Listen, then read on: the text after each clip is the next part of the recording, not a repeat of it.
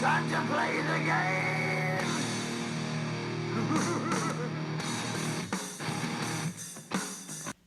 Hi po mga kabisaya, lalo-lalo na po dito sa Cagayan de Oro at sa ibang panig po ng Kabisayaan. Doon po sa mga tinamaan ng bagyo. Magandang gabi po sa inyong lahat. Nagbabalik po Boy Bisaya upang sagutin ang mga salitang binitawan nitong gagong Jormel Labading na to, para po doon sa mga kababayan po natin tinamaan ng bagyo. Hindi ko po lubos maisip na sa kabila ng problema dumaan dito sa kababayan at sa mga kababayan natin sa pinsala na kanilang pinagdadaanan dahil sa bagyo, lalo pong dinidiin itong Jormel Labading na to. Kaya nga hindi ko po pwedeng palagpasin ang lahat po ng mga masakit na salitang lumalabas sa bunganga niya para po sa mga kababayan natin sa Kabisayaan. Jormel Labador, ikaw tulong gits ka. Sinasabi ko sa'yo, yung kadadada mo, yung mga masakit na lumalabas sa dila mo para sa aming mga Bisaya, lalo-lalo na sa kababayan namin dito sa Kabisayaan na tinamaan ng bagyo, hindi maganda sa kanila yung mga pinagsasalita mo. Kasi hindi naman sila nakikialam sa buhay mo. Hindi naman kami nangaapak ng tao katulad mo. Pero inumpisahan mo kaming galawin, palabas ka na ng mga masasakit na salita para sa amin. Hindi namin yan pwedeng palagpasin. Kung nasira na talagang utak mo, anong droga ba yung pinagagamit mo kaya ganyan na lumalabas sa bunganga mo, nagtatapang-tapangan ka pa, ipakita mo tapang mo. Huwag kang puro salita. Hinahamon nga kita para makita ko talagang tapang mo. Puro ka salita eh. Puro paninira sa aming mga Bisaya ang mga pinagagawa mong putang ina mo. Tinamaan na nga ng bagyo yung mga kababayan namin dito sa Kabisayaan.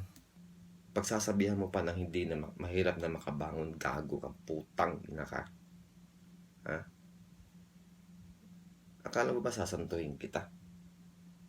Yung sinasabi mong away na gusto mo, na away kalye, putang ina ka. Libangan lang sa amin yan.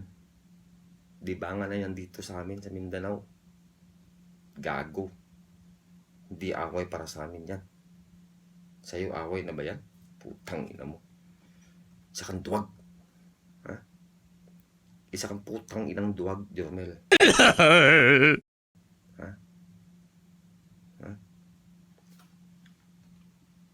Dapat sa'yo walang bayag eh. Ewan ko kung bakit nalagyan ka pa ng bayag na ganyan ka pala kaduwag. Hanggang bunganga ka lang. Hanggang salita ka lang. Hindi mo kayang panindigan yung tapang na sinasabi mo. Hindi mo kayang ipakita sa amin yung sinasabi mong malakas ka. Kung inakala mong natatakot ako sa katawan mo, putang ina mo, hindi ako natatakot sa katawan mo, gago ka.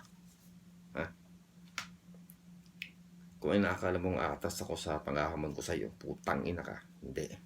Kakamali ka, tol. Kakamali ka, Jormel Labading. Hindi kami umatras sa kahit na gano'n pa kalaking katawan mo, putang ina mo. Kahit pa isama ko pa yung dalawang ugok na yan. Billy Jack at saka si Oragon, putang ina nyo. Masyado na masasakit mga lumalabas sa dila mo, putang ina ka, Jormel Labading. Kaya nga gustong gusto kong makaharap ka eh, na masubukan ko naman yung sinasabi mong tapang at lakas na sinasabi mo.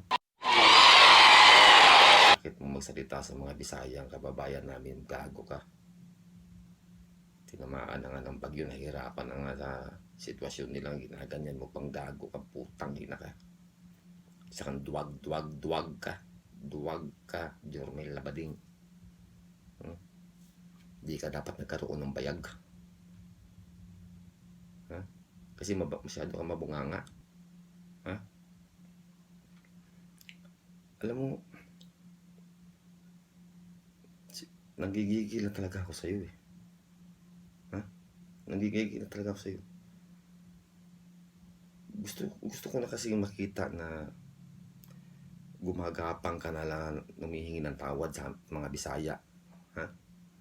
Gumagapang kang humihingi ng tawad sa mga kababayan namin na tinamaan ng bagyo na pinagsabihan mong mahirap nang makabangon, putang ina mo. Ha? Ibis na tulungan, mas lalo mo pang tinatapakan, putang ina ka, Jormel Labading.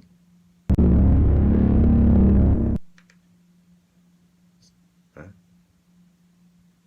Laki-laki ng katawan mo, sakang pulpul.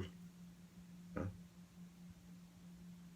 Kung gaano kalaki katawan mo, ganon din kalaki bunganga mong, gago ka. Ha? Utang ina mo, sagutin mo hamon ko na makita ko tapang mo. Pag puro ka lang salita, puro ka lang dadam, putang ina ka. Sobra na lumalabas sa bunganga mo para sa aming mga Bisaya. Pakalalaki ka. Ha? Panindigan mo, paghamon mo, putang ina ka.